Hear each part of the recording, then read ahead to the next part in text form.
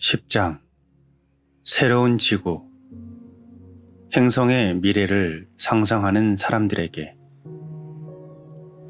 깨어남과 외부로 향하는 운동 외부로 향하는 운동과 함께 찾아오는 삶의 자연스러운 확장은 지금까지는 에고에 지배되고 에고 자신의 확장에 이용되어 왔다.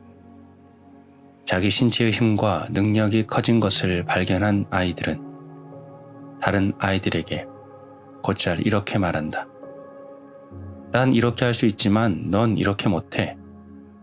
이것은 에고가 외부로 향하는 운동과 너보다 많다는 개념을 통해 자기를 높이고 남을 축소시킴으로써 자신을 강화하려는 최초의 시도 중 하나이다. 물론 이것은 에고의 많은 착각의 시작에 불과하다.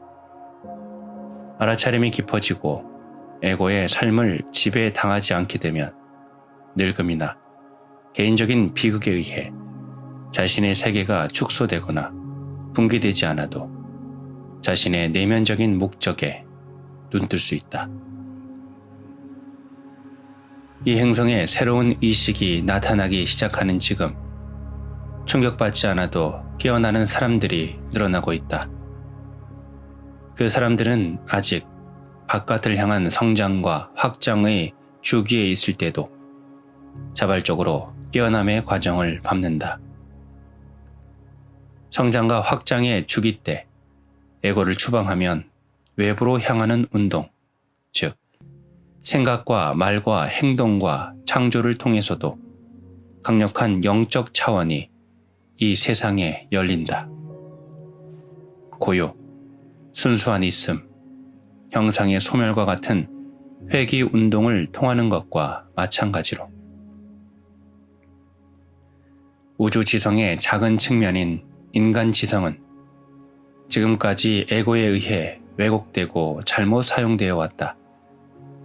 나는 이것을 광기에 봉사하는 지성이라고 부른다. 원자를 쪼개기 위해서는 커다란 지성이 필요하다. 그 지성을 원자폭탄 제조와 비축에 사용하는 것은 정신 이상이고 좋게 말해야 극도로 비이성적인 행동이다. 어리석음은 비교적 피해가 없지만 지적인 어리석음은 고도로 위험하다. 이 지적인 어리석음의 예는 헤아릴 수 없이 많다. 이 지적인 어리석음이 지금 인간이라는 종의 생존 자체를 위협하고 있다. 에고의 기능 장애로 인한 손상되지만 않는다면 우리의 지성은 우주 지성의 외부 팽창 주기와 완벽하게 조화를 이루어 그 창조의 추진력을 자신의 것으로 만들 수 있다. 우리는 형상의 창조에 의식적인 참여자가 된다. 창조하고 있는 것은 우리가 아니다. 우리를 통해 우주의 지성이 창조하는 것이다. 우리는 우리가 창조한 것과 자신을 동일시하지 않으며 따라서 행위 속에 자신을 잃어버리지도 않는다. 창조 행위는 고도의 집중력이 따라야 하지만 그것은 힘든 노동도 아니고 스트레스도 아님을 배우게 된다. 곧 알게 되겠지만 스트레스와 고도의 집중력의 차이를 이해해야 한다. 싸움이나 스트레스는 에고가 돌아왔다는 신호이다. 장애물과 맞닥뜨렸을 때 부정적인 반응이 일어나는 것처럼 에고의 욕망 밑바닥에 있는 힘은 적을 만들어낸다. 즉, 똑같은 강도에 반대되는 힘을 낳는다. 에고가 강할수록 사람들이 각각 별개의 존재라는 의식도 강해진다. 반발력을 일으키지 않는 유일한 행위는 모두의 선을 목표로 한 것들이다. 그런 행동은 배타적이지 않고 모든 것을 포용한다. 분리시키지 않고 합친다.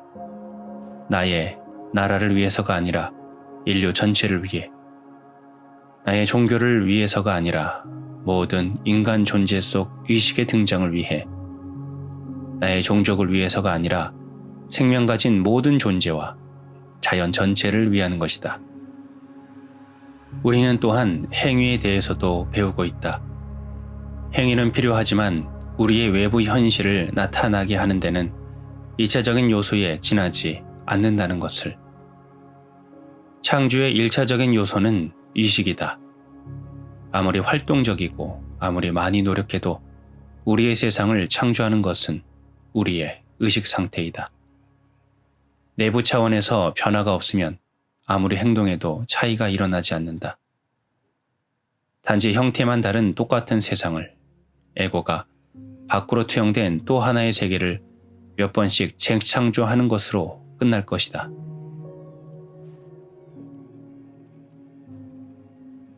의식. 의식은 이미 자신을 의식하고 있다. 그것은 나타나지 않는 것, 영원한 것이다. 그러나 우주는 서서히 의식이 깨어날 뿐이다. 의식 그 자체는 시간을 초월해 있으며 진화하지 않는다. 태어나지도 않고 죽지도 않는다. 의식이 우주라는 현상계로 나타나면 그것은 시간에 종속되고 진화 과정을 겪는 것처럼 보인다. 어떤 인간의 마음도 이 과정의 이유를 완전히 이해하지 못한다. 하지만 자기 자신 안에서 그것을 잠깐 들여다보고 그 속에 의식적인 참여자가 될 수는 있다. 의식은 형상의 일어남 뒤에 있는 지성, 즉 조직화 원리이다. 의식은 형상들을 통해 자신을 표현하기 위해 수백만 년 그 형상들을 준비해왔다. 형상으로 나타나지 않은 의식의 영역은 다른 차원으로 여겨질 수도 있지만 실제로는 우주라는 형상의 차원과 분리되어 있지 않다. 형상의 세계와 형상 없는 세계는 서로 스며들어 있다. 형상으로 나타나지 않은 것은 알아차림, 내적 공간, 현존으로서 이 차원 속으로 흘러 들어온다. 어떻게 그렇게 하는가? 의식에 깨어있는, 그럼으로써 자신의 운명을 완성하는 인간 형상을 통해서이다. 이 높은 목적을 위해 인간이라는 형상이 창조되었으며 수백만의 다른 형상들이 그것을 위한 토대를 준비해왔다. 의식은 외부로 나타난 차원 속에 환생한다. 즉 형상이 된다. 그렇게 할 때 의식은 꿈꾸는 것과 같은 상태로 들어간다. 지성은 그대로 남아있지만 의식은 자기 자신에 대해 무의식적이 된다. 형상 속에 자신을 잃어버리고 형상과 동일화되는 것이다. 신이 물질 속으로 내려오는 것이라고 묘사할 수 있다. 우주 진화의 이 단계에서는 외부로 향하는 모든 운동이 이 꿈의 상태에서 진행된다. 깨어남의 짧은 경험이 찾아오는 것은 개개의 형상이 소멸될 때 결국 죽음의 순간에만 일어난다.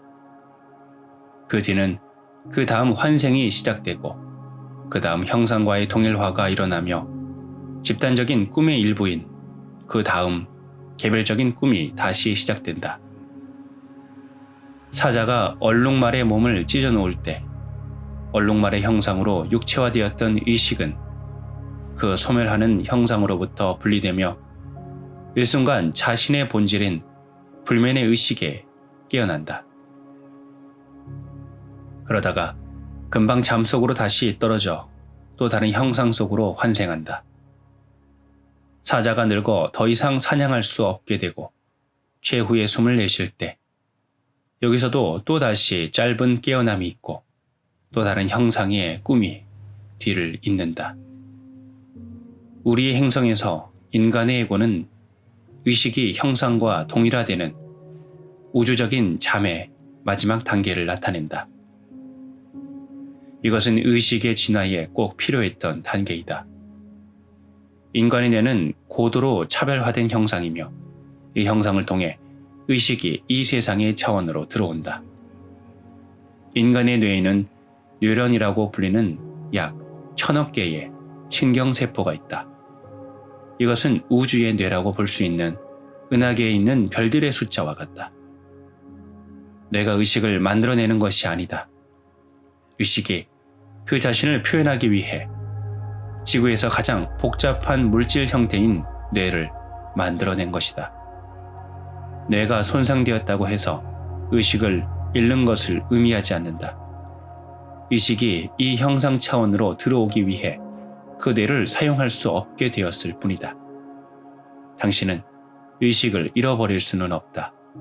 왜냐하면 의식은 본질적으로 당신 자신이기 때문이다. 당신은 오직 자신이 소유한 것만을 잃을 수 있을 뿐이며 당신 자신인 것을 잃을 수는 없다.